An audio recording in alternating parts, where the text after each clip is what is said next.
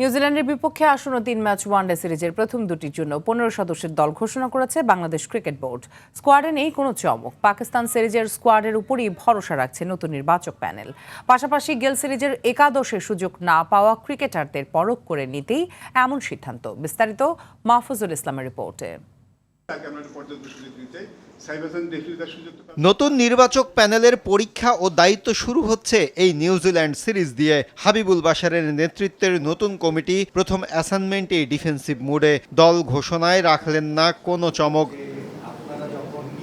কিউইদের বিপক্ষে সিরিজের প্রথম 2 ম্যাচের দল ঘোষণায় চমক না রাখার ব্যাখ্যা দিয়েছেন নির্বাচকরা। মূলত পারফরম্যান্সে সন্তুষ্টি ও সুযোগ না পাওয়া ক্রিকেটারদের পরখ করে নিতেই এমন সিদ্ধান্ত।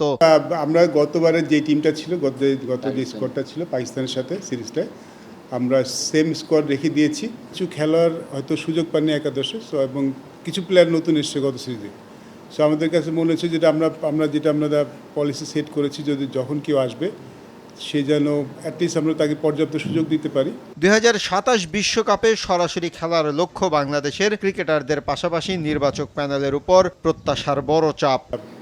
অবশ্যই আমরা ওয়ার্ল্ড কাপে যখন আমাদের চিন্তাভাবনা নিয়ে আমরা এই সিরিজগুলি করছি, সেটা নিয়ে আমরা চিন্তাভাবনা করে দলটা করছি, বাট বাই নট স্যাক্রিফাইসিং যে আমরা ম্যাচটা জেতার জন্য, আমরা টিম দেখার জন্য দেখবো টিম জিতে না জিতে কোনো পরের সেকেন্ড অপশন। আমার কাছে ফার্স্ট অপশন জেতা। এর মধ্যে আমরা যদি কাউকে দেখার দরকার আমরা দেখে নিব, বাট এটা এই নেক্সট 6 মান্থ আমরা দেখব।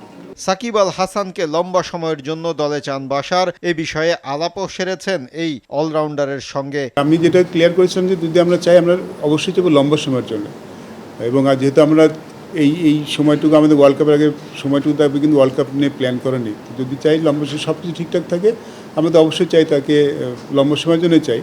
17 এপ্রিল থেকে শুরু হবে সিরিজের প্রথম ওয়ানডে। সিরিজটিকে সামনে রেখে 13 তারিখের মধ্যেই দেশে ফিরবেন পিএসএল-এ খেলা ক্রিকেটাররা। মাহফুজুল ইসলাম, RTV, ঢাকা।